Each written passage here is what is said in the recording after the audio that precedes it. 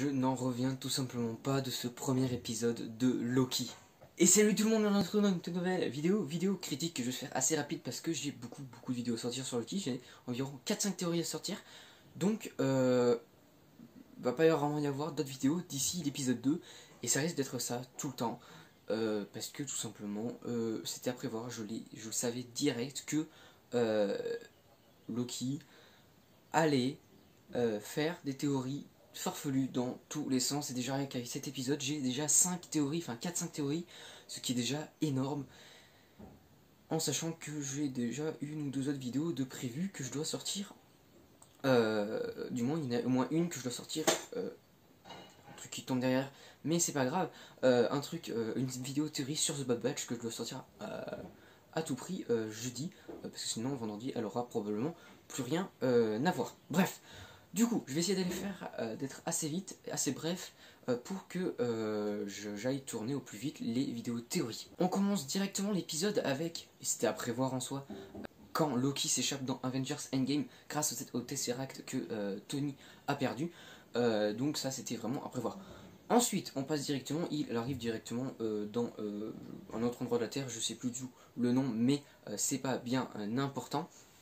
Moi j'aurais, du moins une petite théorie que je m'étais fait pendant le visionnage de la bande-annonce, enfin plusieurs visionnages de la bande-annonce, c'est que ça soit en fait sur une autre Terre, éventuellement alternative, ou carrément une autre planète. Voilà, bon bref, si je réfléchis plus, ça me paraissait plus logique que ce soit sur une Terre, et la même du coup, parce que le Tesseract ne permet pas de voyager dans les dimensions, si je dis pas de conneries, il permet que de voyager dans le temps, exclusivement, enfin dans l'espace plutôt.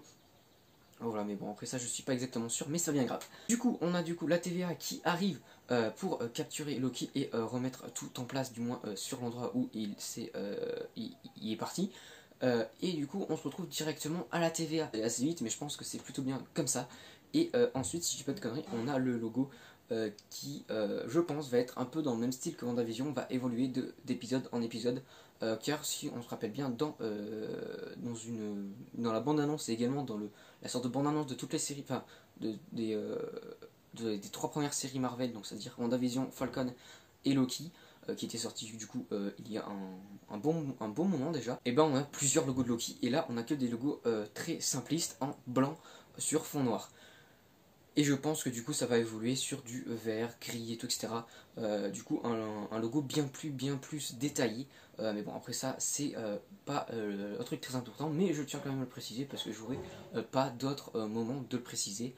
Voilà, ça fait pas faire une vidéo théorie bien évidemment. Passons directement au moment du coup où il arrive à la TVA, où du coup on lui pose des questions, etc., qui fait des scènes plutôt drôles, surtout au moment où il doit écrire, enfin signer pour tout ce qu'il a dit dans sa vie, et qu'à chaque fois du coup il dit un truc, et ben ça rajoute une feuille, c'est plutôt cool. Et puis également le moment où il doit dire qu'il n'est pas un robot et passer dans une machine, c'est plutôt sympa.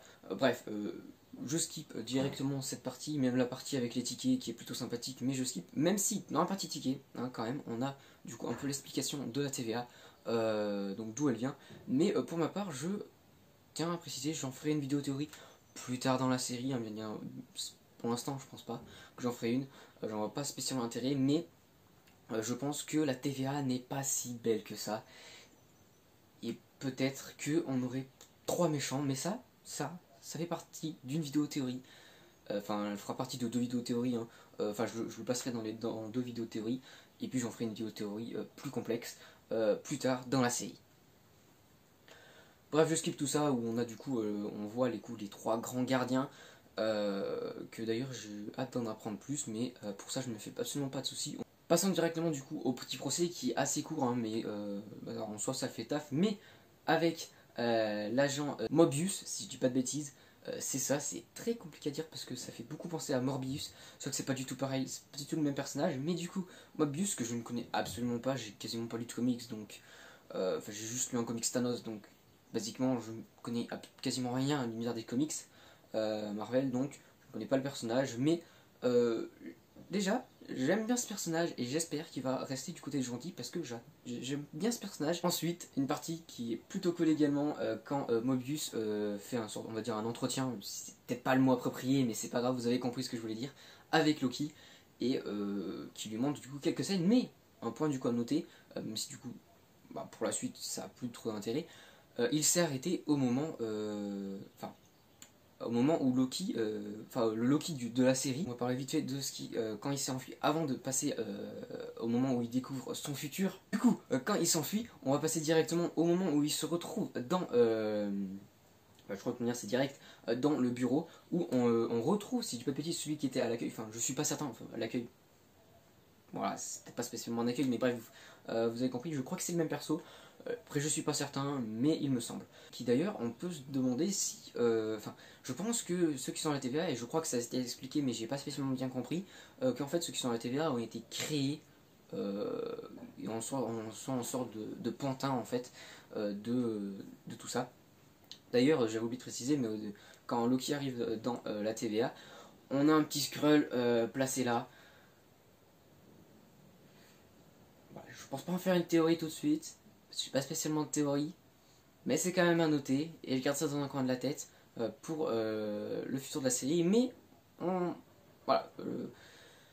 C'est clairement un indice pour nous dire que les Skrulls vont être bien plus importants par la suite.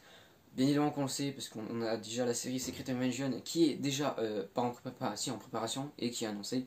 Donc ça, voilà, mais ça, je vais pas en plus parler dans cette vidéo.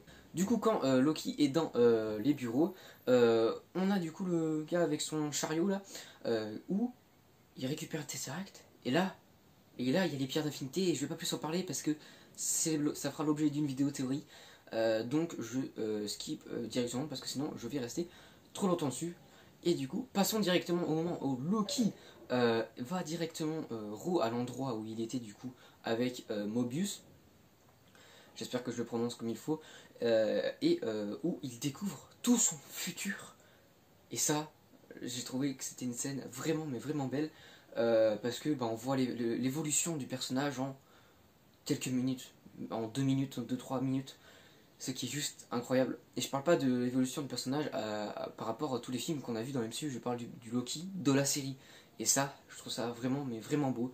Et voilà, j'ai rien d'autre à dire sur cette scène à part que j'ai beaucoup, beaucoup aimé cette scène.